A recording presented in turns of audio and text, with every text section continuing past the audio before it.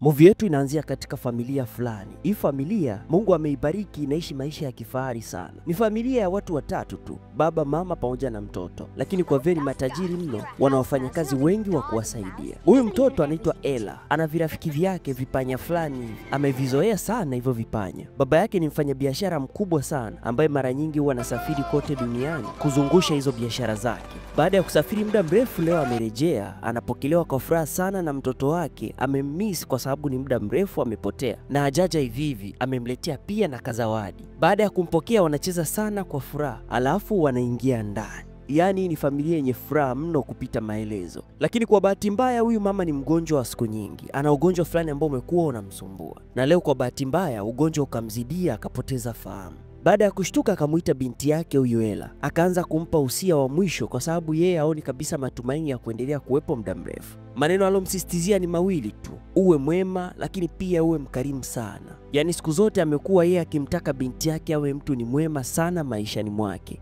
Baada ya huo usia, haikuchukua miaka mingi, huyo mama akaaga dunia. Baada ya miaka mingi kupita, binti ndo huyu hapa sasa amekuwa, na leo wamepumzika kama kawaida yao na babake wanapiga story. Lakini huyu mzee kuna kitu ambacho ametamani kumwambia binti yake muda mrefu, lakini sasa anashindwa atamuingiaje. Ila leo akajikaza akamwambia kwamba binti yangu, kuna mjane nimempata, nahitaji nimchukue. Lakini Ella akamwambia hiyo haina shida kabisa baba, we mchukue tu. Kweli? Kweli? Tena huyu mwanamke ana watoto wake wawili, utakuwa umepata ndugu zako ambao utakuwa unashirikiana nao. Ella akafurahi sana kusikia hiyo taarifa, akamwambia tu baba asiwe na wasiwasi, amlete. Siku iliyofuatia ndio siku ambayo mwanamke sasa anatarajiwa afike, na hatimaye akafika. Lakini ile kufika tu, vitoto vyake ndio vikaanza kushuka kwenye gari. Lakini ile kushuka tu, maskini, mbona ni mwembamba kama ufagio? Nywele zake chafu, alafu hata mavazi yake ni ya kizamani. Mwanamke ndiye kushuka kwenye gari huyo, hata kumsalimia Ella, akapita zake mpaka ndani. Yaani kiufupi ana maringo hujawahi ona. Ella sasa akashindwa, hii ndio familia nitaishi nayo kweli?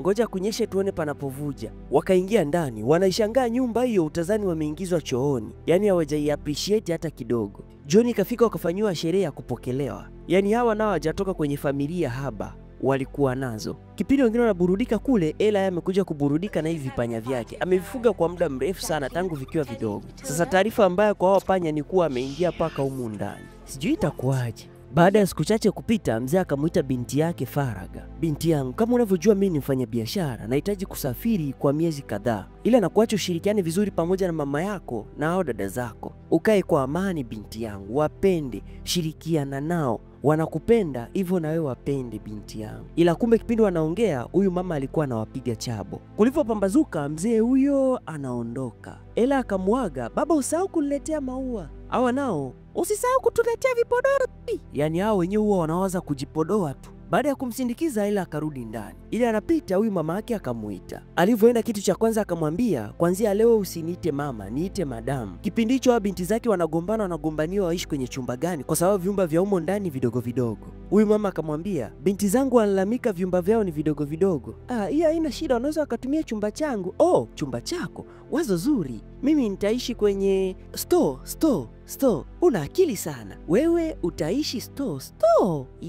Utaishi store kwa sababu store kuna nafasi kubwa sana na itakufaa sana binti yangu. Chukua na hivi vidude, nenda navyo huko store. Yaani baada ya babake kuondoka, maisha yake yakabadilika kabisa. Chumba chake kimechukuliwa, kuanzia leo atakuwa analala huku store ambako kuna vumbi la ajabu. Yaani kitu pekee cha kumfariji kuanzia sasa hivi kwenye hii nyumba ni hao rafiki zake. Yaani hadi babake aje arudi, sijajua itakuwaje. Mama wa kambo, wewe msikie tu, usiombe kuishi naye. Naomba subscribe, lakini pia usisahau kubonyeza notification mbele ili upate movie zetu kila tunapopost.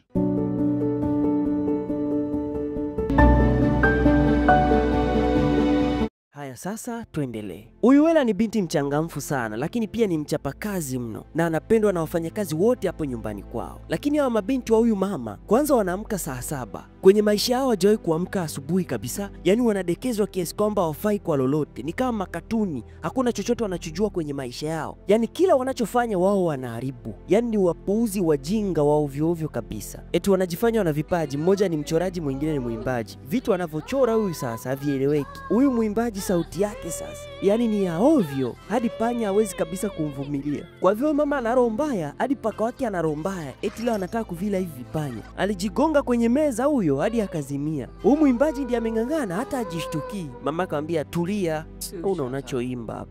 Sasa leo kuna ugeni umemtembelea Ella. Huu ugeni sio mzuri. Huyu mzee amemletea taarifa kuwa baba yake alipokuwa katika safari, ghafla alipatwa na mshtuko wa moyo akapoteza maisha. Kwa hiyo Ella hatokaa amuone baba yake tena maishani mwake. Ila hata hivyo baba yake aliagiza binti yake aletewe haya maua. Ella akayapokea. Sasa kipindi ameyapokea, anasikia sauti, na vipi kuhusu vipodozi vyetu? Yaani vyenyewe msiba havivihusu kabisa. Ella sasa ndiye anabaki na tabu zaidi, kwa sababu kabla babake ajafa alikuwa anapitia mzigo. Leo babake amekufa, hawezi kurudi, itakuwaje? Hii nyumba ataishije? Na huyu mama anavyomwendesha na kumtesa hivi, ile limtia hasira, alilia sana kwa uchungu. Kwa kuwa sasa hivi mzee amekufa na kila kitu yeye ndiye alikuwa anatoa, hivyo familia kwa sasa haitaweza kumudu baadhi ya mambo. Kwa hiyo wafanyakazi wote wakapunguzwa. Alafu hapa ndani akabaki mfanyakazi mmoja anaitwa Ella. Kila kitu yeye ndiye anafanya, iwe kuwafungia kamba za viatu, iwe kufua, iwe ni kudeki nyumba, yani kila kazi yeye ndiye anaifanya nyumba nzima. Kuwanyoshea nguo zao, kuwaandaa, kuwapamba, hadi kuwapikia. Na akimaliza kupika, yeye anaishia kula makombo waliyoyaacha. Yani amejikuta ni mfanyakazi akiwa ndani ya nyumba yao. Yeye ndio wa mwisho kulala, lakini yeye pia ndio wa kwanza kuamka. Na ikitokea hata kidogo amechelewa kuamka, basi ajue siku hiyo anakutana na matusi na masimango mengi ambayo yanamsononesha. Leo akiwa katika harakati za kuandaa chai akaitwa. Huyu mama akamwambia, mbona umechafuka sana usoni? Hebu jisafishe usituletee chai chafu.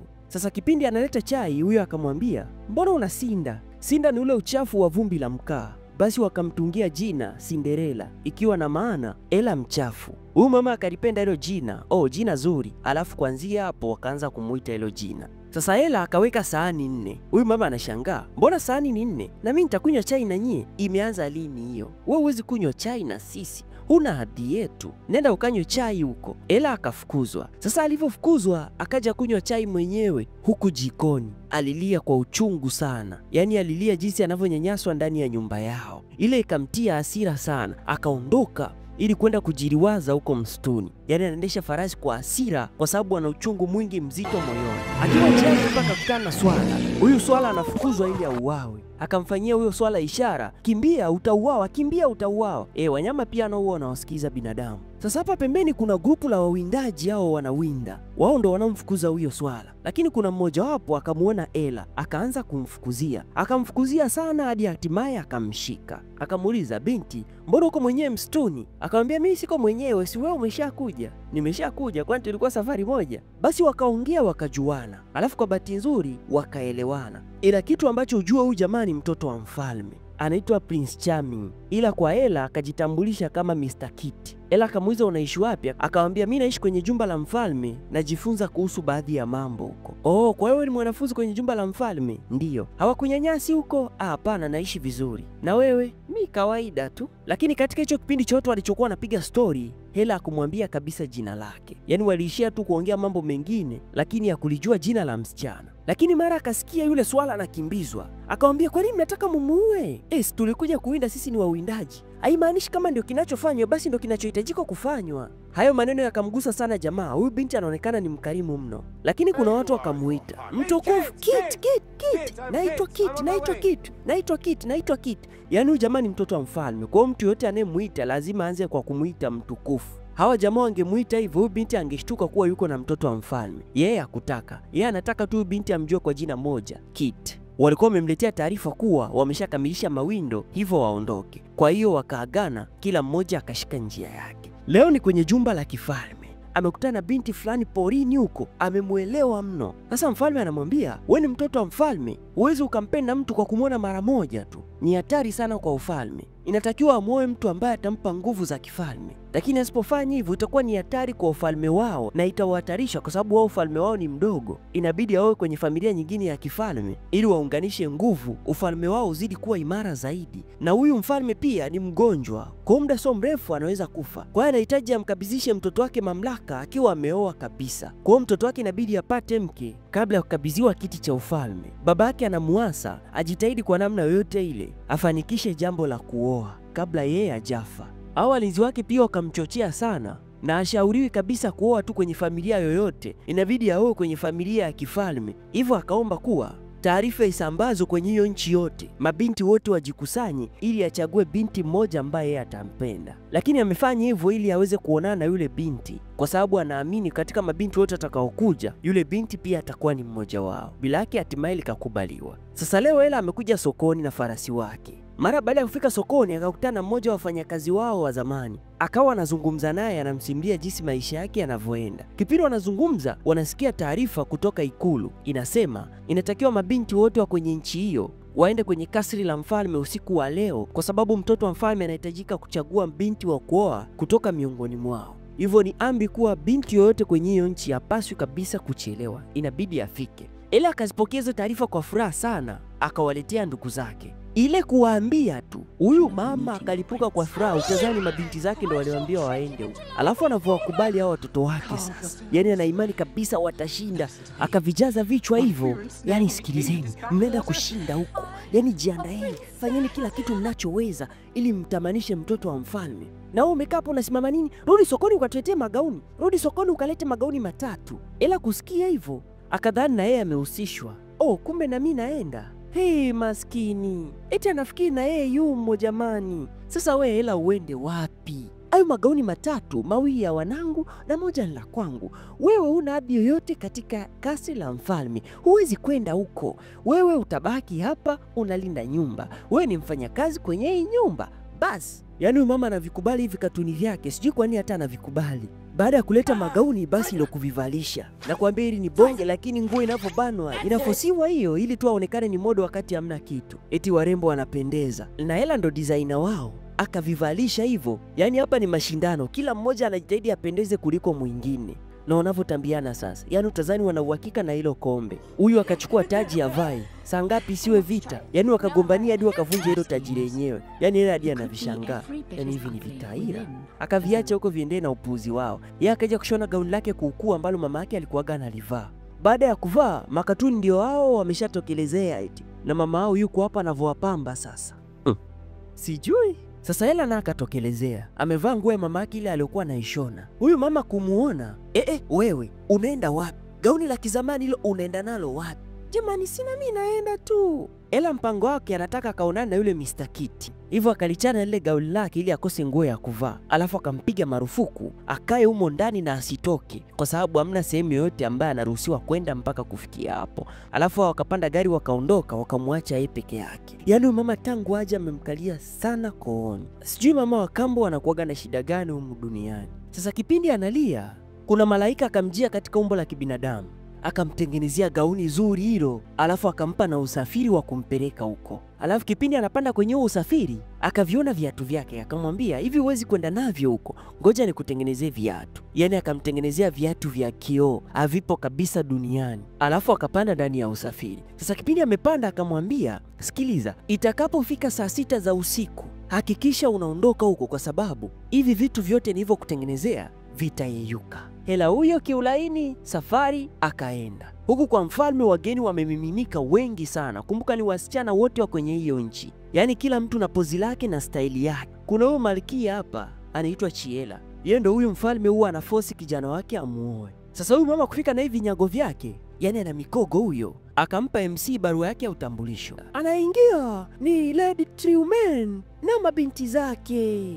Nitambulishe na mimi naitwa Drusella mwenye akili. Na mimi Anastasia mrembo. Na hapa kuna Anastasia mrembo na Drusella mwenye akili. Yani yoyote ni kutafuta tu tension waonekane kuwa wameingia. Lakini jamaa yuko huko juu, hamna kitu. Mfalme anamuuliza mwanae, hujaona? Au ndio bado unamsubiria huyo binti uliyemwona msituni? Huku nako hatimaye Ela amefanikiwa kuingia. Sasa haraka haraka aingie, kwa sababu karibia mlango unafungwa. Na hatimaye akafanikiwa kuingia kwa wakati. Yani ile kufika tu, shughuli zote zikasimama. Yani kila mtu macho yake ni kwake. Yani hakuna mtu aliyependeza kama yeye. Kwanza hiyo rangi ni moja tu humo, hakuna mwenye rangi kama yake. Yani watu wote macho yote ni kwake.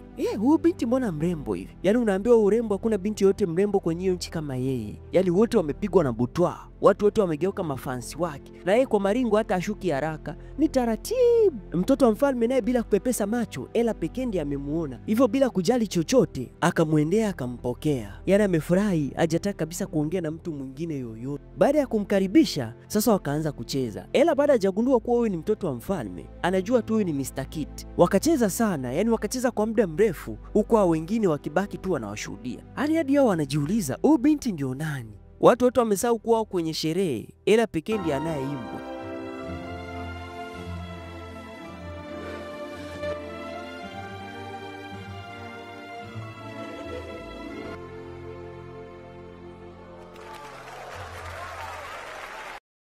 Jamani amependeza. Ni mrembo. Acheni upumbavu. Ashukeni huko na nyinyi mkacheze muonekani, mnakakaa tu hapa. Sasa anachokifanya ni kuwa na force hivi vikacheze, kipindi vinacheza vimsogelee mtoto wa mfalme ili vicheze naye. Kipindi hicho kwa walinzi nao wanasearch huyu msichana anaitwa nani. Lakini kwa vile naye akuleta kadi yake, kwa jina lake alifahamiki. Mtoto wa mfalme akaona kama huko anapoteza muda, akatoka naye out ili wazungumze. Basi wakazungumza huku wanapiga story, wanaendelea kujuana. Ndio binti kugundua kumbe huyu ni mtoto wa mfalme. Yaani yeye hata hakuwa na nia kuwa atakutana na mtoto wa mfalme.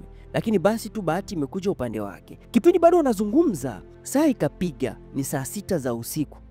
Ina maana ataumbuka kwa sababu hivyo vitu vyote vitayeyuka. Binti akatoka mbio anakimbia. Sasa ndio mtoto wa mfalme kushangaa, mbona ametoka mbio namna hiyo? Lakini binti ndiye anayejua siri yake peke yake kwa sababu alionywa kwa atakapofika huo muda asipokuwa makini atadhalilika. Kipindi anakimbia, kiatu chake kikaanguka. Hata hivyo akashindwa kukirudia kwa sababu mtoto wa mfalme atamkuta. Hata hivyo akaondoka kakiacha. Huyu mtoto wa mfalme akakichukua. Alafu binti akatokomea. Baada ya kutokomea, kweli vile vitu alivyokuwa navyo vikayeyuka. Bahati nzuri ni kuwa hajaumbuka kwa sababu mission complete. Akakimbia hadi ndani akakifukia. Sasa vikatuni vimerudi, vinajiproud hivyo. Yaani sherehe ilikuwa nzuri. Yaani mambo yameenda vizuri.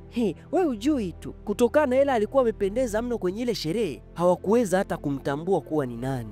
Kwa sababu macho yao ni kama yalikuwa yamepigwa kabisa upofu. Hivyo hata wazo la kumtambua alikuwajia kabisa. Sasa akakitoa kile kiatu alipokuwa amekifukia, akakiweka ndani ya boksi lake. Huku mfalme leo akamuita jamaa, akamwambia, "Nimegundua nampenda sana yule binti. Kwa hiyo mimi nisikulazimisha kijana wangu. Kama unampenda kiasi hicho, basi muoe kwa sababu unampenda. Usioe kwa sababu ya kuilinda nchi. Oa kwa sababu ya upendo. Nimekubariki kabisa, wewe tu kuwa na amani." Kwa hiyo mpaka kufikia hapo, mfalme amembariki kijana wake amuoe mtu yoyote anayempenda ili aweze kuongoza nchi vizuri kwa amani. Kama kawaida sokoni tangazo likatoka tena. Mfalme anasema kuwa katika watu wote waliokuja siku ile ikulu, amempenda yule mwanamke asiyekuwa na jina. Kwa hiyo mwanamke inatakiwa afike ikulu mara moja kwa sababu inatakiwa aolewe na mtoto wa mfalme. Kwa bahati nzuri ni kuwa Ela naye alikuwepo sokoni. Kwa hiyo zile taarifa akazipata live and cash. Yaani sio hata kwa kuambiwa. Yaani akashangaa,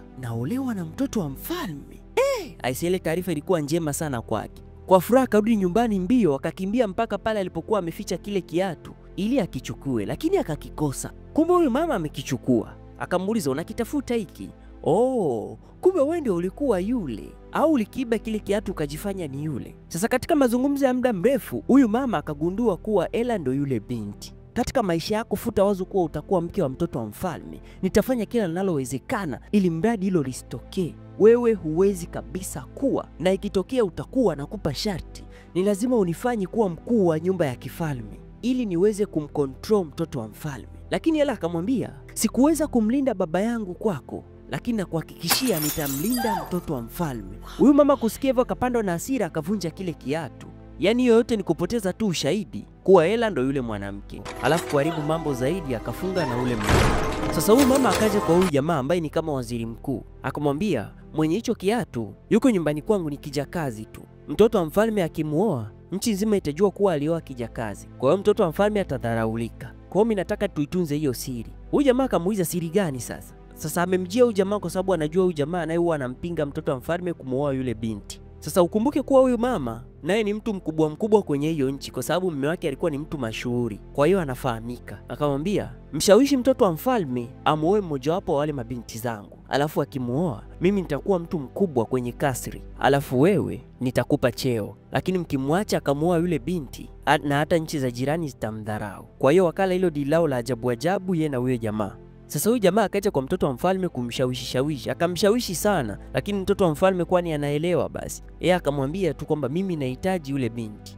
Sasa akamwambia kuwa tukubaliane kuwa tutamtafuta, ila tukimkosa utamuoa mtu mwingine. Mtoto wa mfalme akawaza, alafu akakubaliana naye. Huyu jamaa akaondoka akiwa amefurahi kwa sababu anajua atafanikisha huo mchongo. Kwa kuwa zilipita siku nyingi yule binti hajaonekana, sasa inabidi atafutwe. Kile kiatu chake kikachukuliwa. Mabinti wote wa kwenye nchi wanakipima. Kitakayemtosha basi ndo huyo binti. Kitakayemtosha basi ndo huyo binti. Basi kila kona, kila pembe ya nchi watu wanaenda wanapimwa hivyo viatu. Eti hadi huyu bonge kweli anapimishwa hicho kiatu jamaa. Unajua vitu vingine bana. Yaani watu wanang'ang'ana, yaani watu wanaforce. Wengine wanapaka mpaka mafuta ili mguu utereze uingie kwenye hicho kiatu. Hola, hakuna kitu. Sasa wakafika nyumbani kwao ela. Huyu mama ana wasiwasi kabisa kwa sababu si ameshakula dili. Kwa hiyo ana wasiwasi. Nakwambia mtu akavaa soksi laini, lakini wapi, mguu hauendi. Kufosi na kufosi wapi? Mguu umekataa. Hiyo ikashindikana. Akaja mwenzake, wapi, imeshindikana. Ina maana hawa hamna mtu hapa. Ngoma imekataa. Basi wakaamua kuondoka. Ile wanaondoka, wanasikia sauti ya mtu akiwa anaimba. Huyu waziri mkuu akapuuza, twende tu. Si anajua kinachoendelea. Huyu mama naye haraka ndiye afunge mlango kulipotezea hilo jambo. Lakini huyu mlinzi mkuu akawahi akamuuliza, mama, kuna msichana mwingine ndani kwako? Huyu mama akakataa. Kwa hiyo paka wako huo wanaimba, si ndio? Akajichekesha pale akakataa kwamba hakuna mtu. Sasa huyu waziri mkuu anazidi kung'ang'ania kuwa waondoke. Lakini kitu ambacho hakujua ni kuwa mtoto wa mfalme naye alikuwepo, alikuwa anafuatilia huo mchezo. Basi akatoa amri, ela akaenda kuitwa. Basi wakaingia mpaka kule ndani. Si nilikwambia ni kabinti kachafuchafu akana hata hadhi yoyote, tukaache tu. Huyu mlinzi akamsalimia kwa heshima kabisa, akamwambia unahitajika na mtoto wa mfalme. Nimekuzuia, hakuna kwenda huko. Wewe una mamlaka gani ya kumkataza huyo binti asionane na mtoto wa mfalme? Mimi ni mama yake. Lakini ela akamkataa, akamwambia wewe sio mama yangu. Huyo mlinzi akatoa oda kuwa waende. Na kuambia maza amekasirika huyo kwa sababu ilishindikana kwa watoto wake, basi anataka amharibie hadi na huyu. Lakini wapi, bahati ya mtu ni ya mtu tu, hata uvunje nazi 7 njia panda uichukui ngo. Ela akatoka akaenda kuonana na mtoto wa mfalme. Na ile jamaa kumuona tu, yani hata ajiulizi maswali mengi, ndio mtu wake huyo bwana. Basi wakazungumza, akamweleza kuwa amefurahi kupajua kwao kwa sababu yeye amekuja na lengo moja tu, kumuoa. Akamuuliza unaitwa nani? Akamjibu anaitwa Cinderella. Saa ngapi vile vinyago visije? Ela dada yetu. Nani hata anawajali sasa. Wakaondoka zao hao, wakawaacha hapo. Ela akaonana na huyu mama, lakini kwa vile ana roho njema akamwambia nimekusamehe. Ngoja abaki na chuki mtafune yeye mwenyewe. Alafu baada ya siku chache harusi ya kifahari iliyohudhuriwa na watu wote nchi nzima, hiyo ikafungwa. Yule waliomuita Cinderella leo amekuwa malkia. Wataficha wapi sura zao? Subscribe.